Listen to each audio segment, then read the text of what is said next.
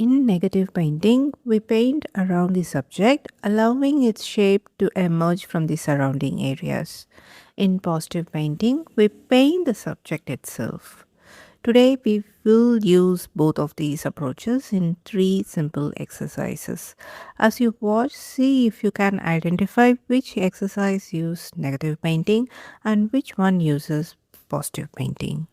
For the first exercise, I mixed Prussian blue with lemon yellow to create a green, which I toned it down with a tiny touch of vermilion hue. Using a light value of this mix, I paint loose foliage with short and irregular strokes, leaving small white space in between. Those tiny white spaces becomes a field of delicate white flowers.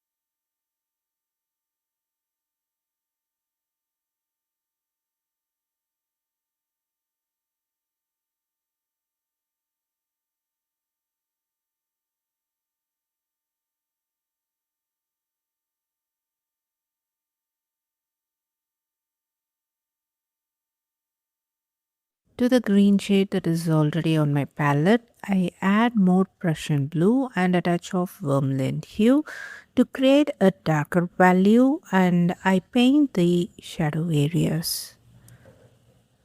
This is such a relaxing and forgiving exercise. In just few minutes, you can create a beautiful wildflower meadow with just few simple brush strokes.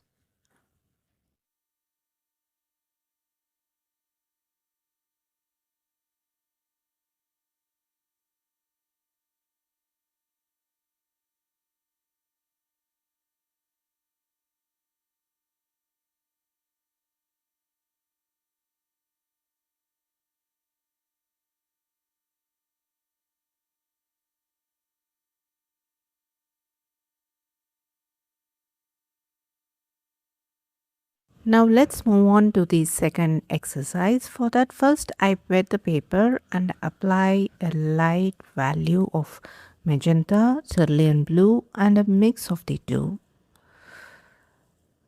After that, I let this layer to dry completely. While this layer is drying, I begin with the third exercise.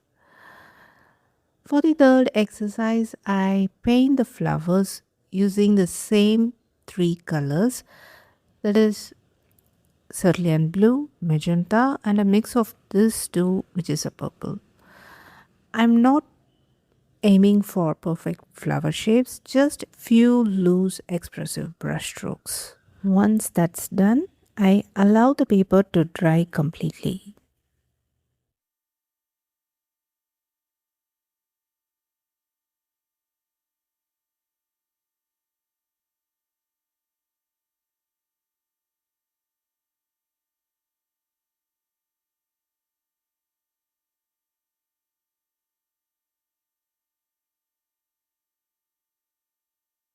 The first layer we added for the second painting is completely dry.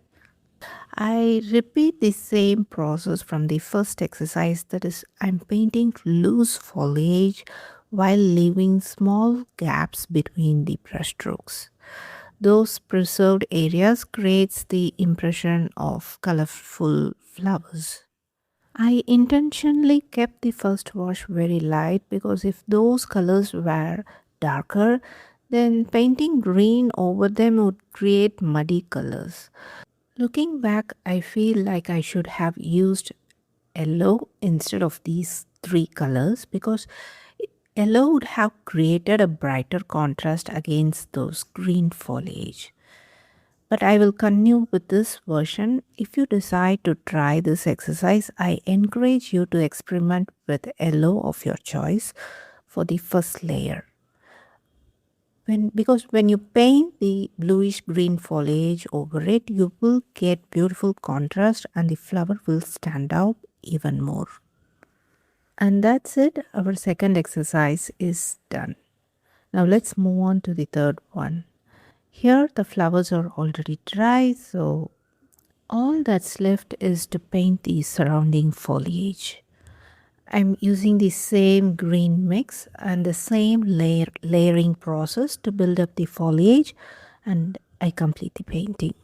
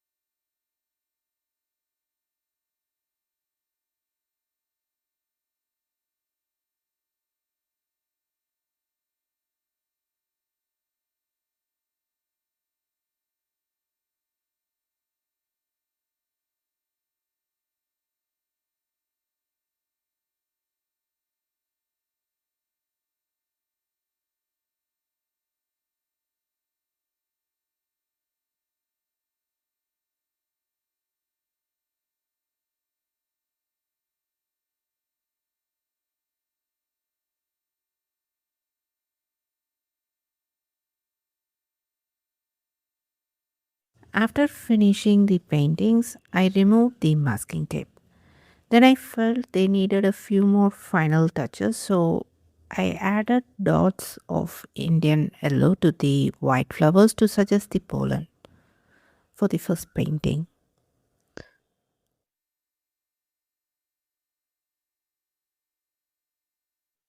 For the second painting, I added more color to the flowers to increase the contrast. As I mentioned earlier, this painting is very forgiving. You can keep the paintings loose and simple or add as much as detail you like. It is entirely up to you. I hope you would have enjoyed painting with me. And now I want you to identify which exercise used negative painting and which one uses positive painting. Let me know your answer in the comments below. See you in my next video. Until then, take care and bye bye from Prema.